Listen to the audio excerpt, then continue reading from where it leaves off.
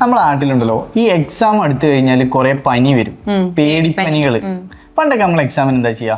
പണ്ടൊക്കെ ആണെന്നുണ്ടെങ്കിൽ നമ്മൾ ടെക്സ്റ്റ് ബുക്ക് വാങ്ങി പഠിക്കും, അതുപോലെ തന്നെ നോട്ട്സ് ഒക്കെ വാങ്ങിയിട്ടാണ് പഠിക്കുന്നത്. പിന്നെ ലേബർ ഇന്ത്യ ഗൈഡ് കുറെ പരിപാടികളൊക്കെ ആയിട്ടുള്ള കുട്ടികളാണ് പഠിക്കുക. PDF അതുപോലെ യൂട്യൂബ് വീഡിയോയില് കാണാം. അതുപോലെ തന്നെ ഇത് വെച്ചിട്ട് നമുക്ക് കുറച്ചും കൂടി ഈസി ആയിട്ട് ഇന്നത്തെ കാലത്ത് പഠിക്കാൻ പറ്റും. ഗൂഗിളിന്റെ ഒരു സ്റ്റഡി ടൂൾ ഉണ്ട്, നോട്ട്ബുക്ക് എല്ലാം എന്ന് പറയും.